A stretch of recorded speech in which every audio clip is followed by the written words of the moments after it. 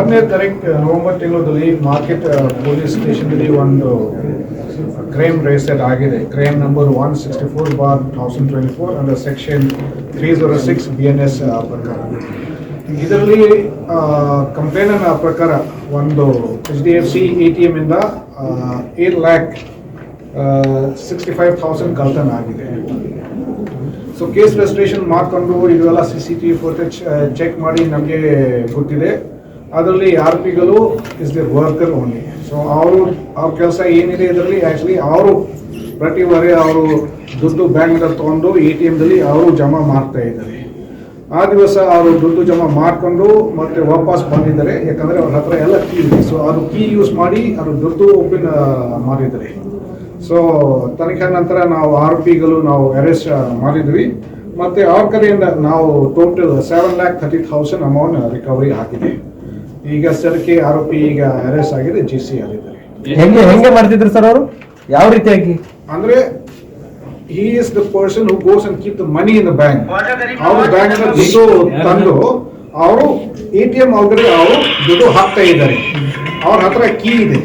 So ಇದುವರೆಗೆ ದುಡ್ಡು ಹಾಕೊಂಡು ಮತ್ತೆ ವಾಪಸ್ ಬಂದಿದ್ದಾರೆ. ಅದು ಕೀ ಯೂಸ್ ಮಾಡಿ ಮತ್ತೆ ಓಪನ್ ಮಾಡಿದ್ರೆ ಮತ್ತೆ ಅದು ದುಡ್ಡು ಹಾಗೆ ಕಳ್ತನ ಮಾಡಿದ್ದಾರೆ. ಎಷ್ಟು ಜನ ಆರೋಪಿಗಳು ಸರ್? ಆರೋಪಿ ಜನ ಹೋಗಿದ್ದಾರೆ. ಒಬ್ಬರೇ ಸರಿ.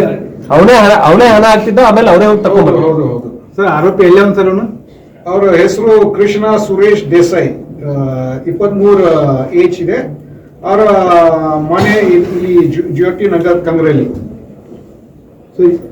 ಒಂದೇ ಪ್ರಕರಣ ಏನ್ ಕೆಲಸ ಮಾಡ್ತಿದ್ದೆ? ಏನಂತ ಈಗ ಸಿಬ್ಬಂದಿ ಏನ್ ಡಿಸಿಗ್ನೇಷನ್ ಏನ್ ಸರ್ ಅವ್ರು?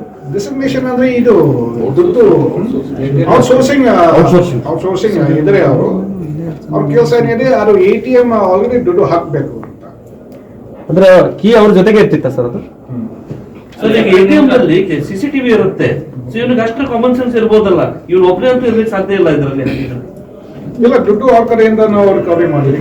ಅಲ್ಲ, CCTV ಅಲ್ಲಿ ಅವನೇ ಸಿಕ್ಕಿದ್ದ ಅಥವಾ? ಹೌದು. ಯಾವ ಏರಿಯಾದಾಗ ಆಗಿದೆ ಸರ್ ಇದು? HDFC ಯಾವ ಭಾಗದಾಗ? ಯಾವ area? Court opposite. Court opposite. So it was outsourced to agency, bank, or what kind of things, sir? ಹೌದು, ಅದು ಬ್ಯಾಂಕ್ ಇಂದ ಏಜೆನ್ಸಿಗೆ ಔಟ್ಸೋರ್ಸ್ ಮಾಡ್ತಾ ಇದ್ದಾರೆ. Private agency. ಪ್ರೈವೇಟ್ ಏಜೆನ್ಸಿಗೆ ಔಟ್ಸೋರ್ಸ್ ಮಾಡಿ ಈ ರೀತಿ ಮತ್ತೆ ಹಿಂದೆ ಯಾವಾಗಲಾದ್ರೂ ಮಾಡಿದ್ದಾರೆ ಸರ್? ಆದ್ಮೇಲೆ ಇದು ಫಸ್ಟ್ ಕೇಸ್ ಇದೆ. ಬಟ್ ನಿಮ್ ಹೇಳ್ದಂಗ ಬಹುಶಃ ಬೇರೆ ಅಸೆಸ್ ಇರ್ಬೋದು. ಅದು ನಾವು PC ತಗೊಂಡು ಮತ್ತೆ ವಿಚಾರ ಮಾಡ್ತೀವಿ. ಸರ್, ಈಗ ಮಾಡಿದವ ಈ ನಿನ್ನೆ ಮೊನ್ನೆ ಮಾಡಿದಾನೆ, ಏನ್ ರೀಸನ್? ಏನಾದ್ರು ಮನೇಲಿ ಏನಾದ್ರು ಪ್ರಾಬ್ಲಮ್ ಇತ್ತು ಅಥವಾ ಯಾವ್ದಾರ ಲವ್ ಮಾಡಿ ಯಾರು ಹುಡುಗಿಗೆ ಏನಾರ ಗಿಫ್ಟ್ ಕೊಡಕ್ಕೆ ಹೇಳ್ತಾನೆ ಮಾಡಿದ್ರೆ ಏನ್ ರೀಸನ್? ಏನಾದ್ರು ರೀಸನ್ ಅಂದ್ರೆ ಅವನಿಗೆ ದುಡ್ಡು ಬೇಕು, ಅದು ಮೇನ್ ರೀಸನ್. ಇದು ದುಡ್ಡು ಮಾಡ್ಕೊಂಡು ಅವನು 2 ಗೋಲ್ಡ್ ಚೈನ್ ಅವನು ಪರ್ಚೇಸ್ ಮಾಡಿದ್ದಾನೆ. ಗೋಲ್ಡ್ ಚೈನ್ ಆಸೆಗೆ. Sir, HDFC has outsourced into that particular agency. Any other banks are outsourced to the same agency? All of the banks usually they outsource. Not to that agency which is involved. No, that thing we have to check. Check ಮಾಡಿಲ್ಲ sir. ಏನು ದುಡ್ಡು ತಗೊಂಡು ಓಡೋಗಿದ್ನ ಅಥವಾ ಹೆಂಗೆ sir? ಸ್ವಲ್ಪ ಹೋಗಿದ್ದಾನೆ, ಮತ್ತೆ ಸ್ವಲ್ಪ ಖರ್ಚ ಕೂಡ ಮಾಡಿದ್ದಾನೆ ಅವನು. ಇಲ್ಲ ಅಂದ್ರೆ ಯಾವ್ದಾದ್ರು ಹುಡುಗಿಗೆ ಲವರ್ಗೆ ಗಿಫ್ಟ್ ಅಲ್ಲ ಸರ್, ಇಲ್ಲಿ ಮಂಗಳಸೂತ್ರ ಕಾಣ್ತಾ ಇದೆ ಅಲ್ಲ, ಪ್ರಪೋಸ್ ಫಿಯಾನ್ಸಿಗೆ ಅದು ಕೊಡೋ ಸಲುವಾಗಿ ಅದು ಪರ್ಚೇಸ್ ಮಾಡಿರ್ಬೋದು. ಹೆಂಡತಿಗೆ ಮದುವೆ ಆಗಿದೆನಾ? ಅದರಿಂದ ಮಂಗಳಸೂತ್ರ ಕೊಡ್ಸಿದ್ದಾನೆ.